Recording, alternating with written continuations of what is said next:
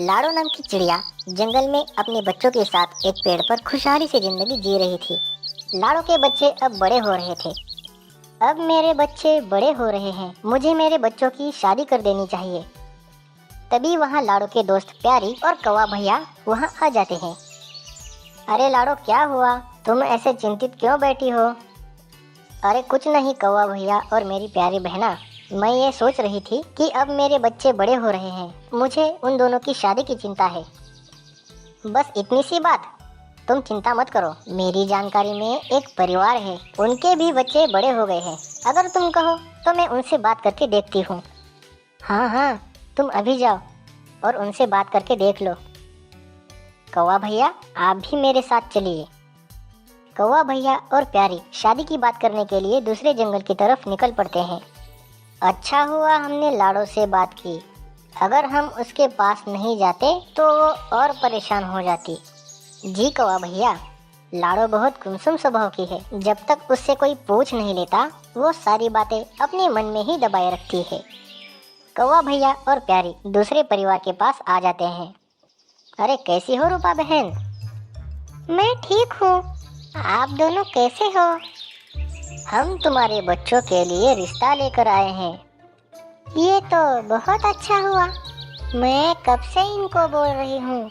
हमारी बच्चियाँ अब बड़ी हो रही हैं, आप कौवा भैया के पास जाकर आइए। लेकिन ये है कि मेरी बात ही नहीं सुनते। अभी बारिश का मौसम आने वाला है ना, तो ये अनाज इकट्ठा करने में लगे हुए हैं। अनाज तो हमें भी इकट्ठा करना है रूपा, लेकिन उसके साथ साथ हमें अपने बच्चों की भी चिंता करनी चाहिए। हमारे पड़ोस में एक लाड़ो नाम की चिड़िया है, उसके भी 2 बेटे हैं। मैं उन्हीं के लिए तुमसे रिश्ता जोड़ने के लिए आई हूँ और लाड़ो के दोनों बेटे बहुत अच्छे हैं। तुम्हारी बेटियाँ खुशी से वहाँ अपना जीवन बिताएंगी। मुझे तुम दोनों पर पूरा भरोसा है। मेरी बेटियाँ भी बहुत सुंदर और सुशील है। मैं जानती हूँ रूपा। ठीक है, फिर तो कब आओगे आगे शादी की बात बढ़ाने के लिए? हम कल ही आ जाएंगे। सुनिए जी, कल हमें अपने बेटियों के लिए लड़के वालों के पास जाना है। दूसरे दिन रूपा और उसका परिवार लाड़ो के घर आ जाते हैं। कौवा भैया और प्यारे भी उनके बातचीत में शामिल हो जाते हैं। रूपा को लाड़ो के दोनों बेटे पसंद आ जाते हैं। सब लोग मीठी बेरियां खाकर शादी की तारीख पक्की कर लेते हैं। दोनों परिवार शादी की तैयारियों में लग जाते हैं। इधर लाड़ो अपने आस पड़ोस में शादी का न्योता देने के लिए निकल पड़ती है। एक एक करके अपने आस पड़ोस में न्योता देकर वो अपने घोंसले में लौट रही होती है। तभी उसे ये ध्यान में आता है कि उसने घोंगा मौसी को तो न्योता दिया ही नहीं। वो वापस अपना रास्ता बदल लेती है और घोंगा मौसी के घर की तरफ निकल पड़ती है। लाड़ो घोंगा मौसी के घर पर आ जाती है। घोंगा मौसी मजे से पत्ते खा रही होती है। नमस्ते घोंगा मौसी, कैसी हो आप? मैं ठीक हूँ लाड़ो, तुम कैसी हो? आज अचानक यहाँ कैसे आना हुआ? एक हफ्ते बाद मेरे बेटों की शादी है, आप जरूर आना।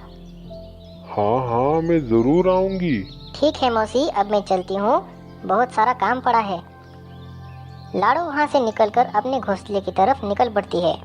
मुझे अभी निकलना होगा, तब जाके मैं लाड़ो के बेटी की शादी में जा सकूंगी।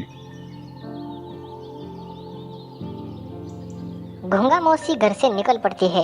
घोंगा मौसी घर से थोड़ी ही दूर आने पर थक जाती है। तभी उसे पेड़ पर लाल रंग की बेरियां दिखाई पड़ती है। मैं तो चलकर बहुत थक गई हूँ, मुझे ये लाल लाल और मीठी मीठी बेरियां खाकर थोड़ा आराम करना चाहिए। घोंगा मौसी पेड़ पर लगी हुई बेरियां खाने लगती है। घोंगा मौसी उसी पेड़ का एक पत्ता तोड़कर उस पत्ते के नीचे सो जाती है। जैसे ही घोंगा मौसी की नींद खुल जाती है, सुबह हो चुकी होती है। अरे बाप रे, मैंने तो बहुत आराम कर लिया, मुझे निकलना पड़ेगा। घोंगा मौसी फिर से निकल पड़ती है। थोड़ी दूर जाने पर घोंगा मौसी फिर से थक जाती है और एक नदी के पास रुक जाती है। मैं तो बहुत थक गई, अब मुझे फिर से आराम करना होगा। घोंगा मौसी नदी का पानी पीकर वहीं पर सो जाती है। जब घोंगा मौसी की नींद खुल जाती है, तब घोंगा मौसी को ठंड महसूस होने लगती है।